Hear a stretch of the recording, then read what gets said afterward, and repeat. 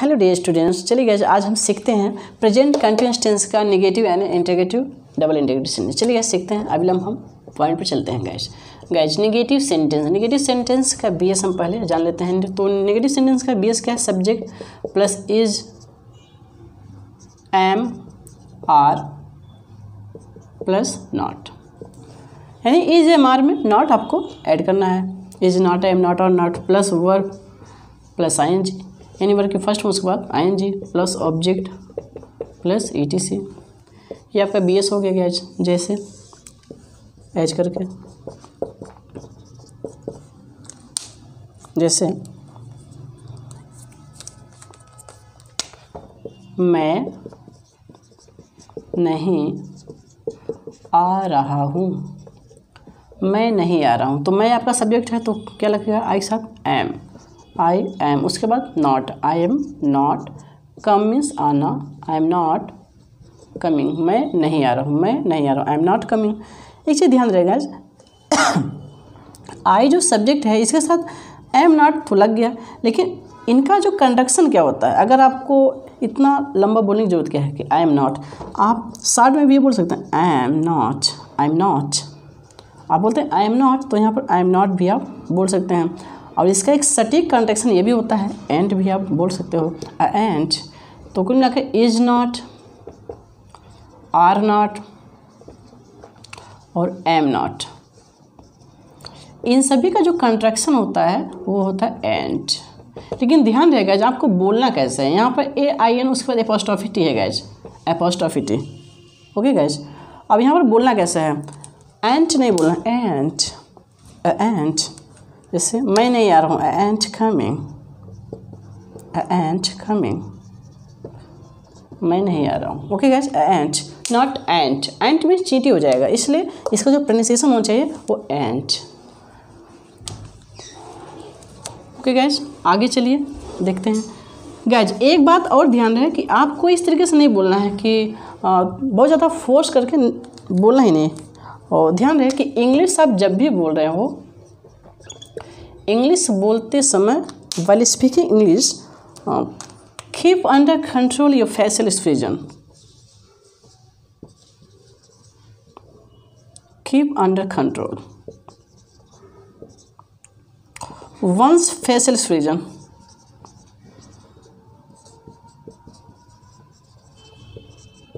दूसरा point, speak with politeness,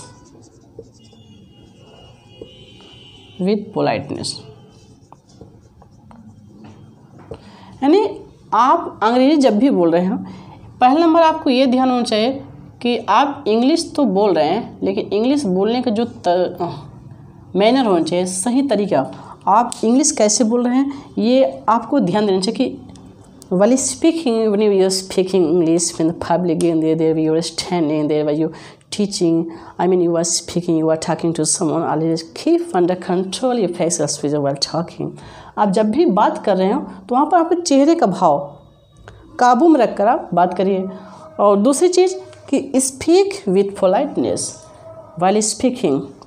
okay, आप जब भी बोल रहे हो, बात कर रहे हैं, वहाँ पोलाइट होकर, यानी नम्रता से, यानी मुरव्वत से आप बात करिएगा। ये दो चीज़ें आप ध्यान दीजिएगा। तो नेगेटिव सेंटेंस का कंटेक्शन मैंने बता दिया। इसका एक और वाक्य में आपके सामने रख रहा हूँ, यानी पजेसिव प्रोनाउन के साथ नाउन को मैं रख रहा हूँ गाइज। जैसे मैं अपना काम नहीं कर रहा हूँ, मैं अपना काम नहीं कर रहा हूँ, तो आई आपका सब्जेक्ट, उसके बाद क्या लगेगा? I am not, I am not do, do means करना, I am not doing, I am not doing my work. यानी सब्जेक्ट का अपना, ये जो अपना वर्ड है, अपना शब्द, जैसे अपना, अपना काम करो, कहते हैं ना माइंड योर बिजनेस, अपना काम करो।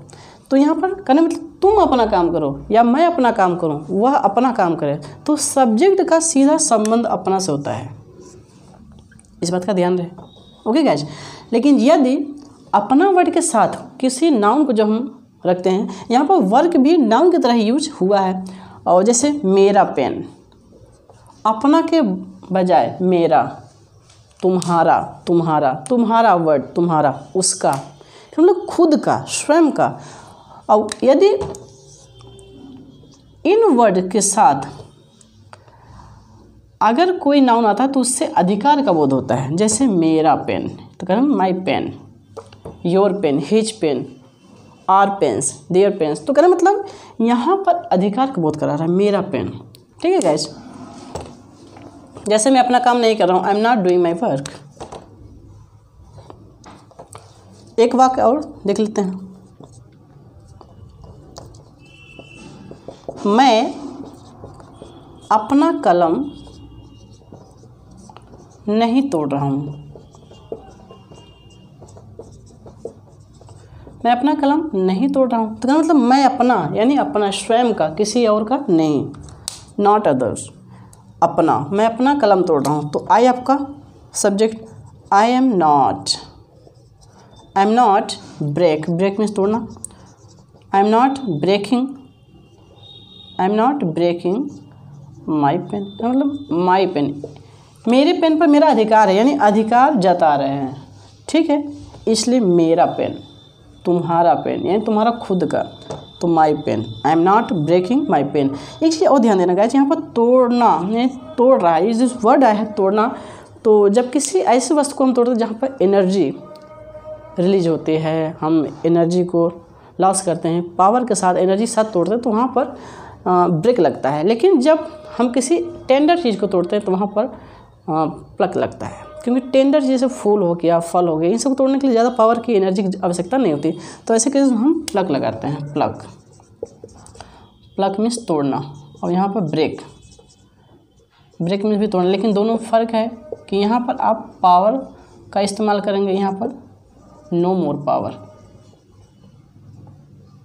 ओके गाइज, ध्यान रखें। चलिए गाइज, इंटेरोगेटिव सेंटेंस देखते हैं।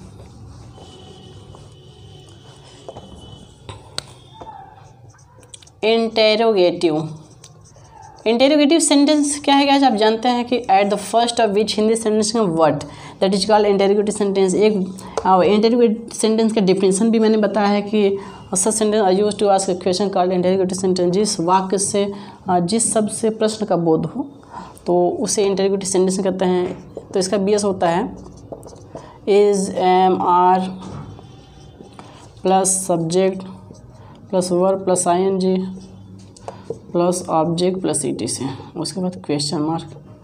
ये रहा, जैसे क्या तुम आ रहे हो, क्या तुम आ रहे हो, क्वेश्चन मार्क एंड में क्या क्या वर्ड आया है, तो इसकी इंग्लिश क्या लिखेंगे, एज, एम, आर, सब्जेक्ट के अकॉर्डिंग, सब्जेक्ट क्या है तुम, तो क्या लगेगा आर, उसका सब्जेक्ट क्या है you, are you, come means आना, आर यू कमिंग, क्या तुम आ रहे हो, question mark.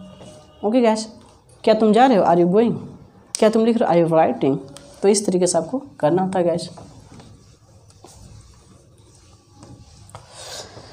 Double interrogative sentence देख लेते हैं। तो डबल इंटेरोगेटिव सेंटेंस में क्या होता है, इसमें एक चीज़ तो आपको ध्यान देना चाहिए कि at the centre of which Hindi sentences come what, when, where, who, तो क्या मतलब ये सभी डबल इंटेरोगेटिव सेंटेंस कैटेगरी में आते हैं। लेकिन आप इन्हें WH फैमिली जो कहते हैं, ये WH फैमिली है नहीं। आप किसी भी डिक्शनरी या किसी भी ग्रामर में आप WH फैमिली नहीं पाएंगे। आप खोज लीजिए किसी भी डिक्शनरी में, किसी भी ग्रामर में आप WH फैमिली कहाँ पाते हैं। आप सिर्फ कहते हैं WH फैमिली, क्योंकि यहाँ पर WH से जुड़ा हुआ है, जैसे हु, व्हाट, तो मतलब प्रारंभ में यानी व्हाट, व्हेन, वेयर, तो इनके प्रारंभ में WH आता है, इसलिए आप इसे कहते हैं WH फैमिली। लेकिन WH फैमिली नहीं है, ये है इंटेरोगेटिव एडवर्ब और इंटेरोगेटिव प्रोनाउन। जैसे व्हाट, व्हाट क्या है, व्हाट है interrogative pronoun, who interrogative pronoun, why, when, where, whence, why, ठीक है। तो क्या मतलब ये सभी क्या है, इंटेरोगेटिव एडवर्ब है। ओके गाइस, WH फैमिली नहीं कह सकते आप। चलिए, तो at the centre of which Hindi sentence come what, when, where, why, these are called double interrogative sentence. यानी यदि हिंदी अनुवाद के बीच में कब, कहाँ, क्यों, कैसे आए, यानी तुम क्यों जा रहे हो, तुम क्यों आ रहे हो, तुम क्यों खा रहे हो, रीजन क्या है, क्यों भाई खा रहे हो, कदम तुम भाई क्यों खा रहे हो, क्यों लिख रहे हो, क्या वजह, इतना बहुत ज़्यादा सारा आप लिख रहे हो, तो क्या मतलब ये एक रीजन्स का बोध कर रहा है। तो यहाँ पर आप सबसे पहले इन्हीं को आप सब्जेक्ट सेंटेंस के प्रारंभ में आप रखते हैं गैस। ओके गैस, चलिए लिखते हैं, स्टार्ट करते हैं। तुम क्यों हाँफ रहे हो, क्वेश्चन मार्क यहाँ पर भी लगेगा। तो क्यों वर्ड क्या है, क्वेश्चन वर्ड, आप इसे क्वेश्चन वर्ड भी कह सकते हो, वाई। उसके बाद एज एम आर, तो सब्जेक्ट तुम्हें तो लगेगा वाई आर। उसके बाद सब्जेक्ट क्या है, you, why are you laughing, और सॉरी गास्पिंग, गास्प मीन्स भी हाँफना होता है, why are you gasping, gasp means हाँफना, पफ मीन्स हाँफना, और पैंट मीन्स भी हाँफना। गाइस पैंट में अंतर, पैंट्स, ये हमेशा पतलून जो पोशाक हम पहनते हैं, ध्यान रहेगा, ये पैंट्स है, पैंट नहीं, ये पैंट्स, लेकिन ये पैंट, हाँफना, ये एक वर्ब है, एक्शन वर्ब।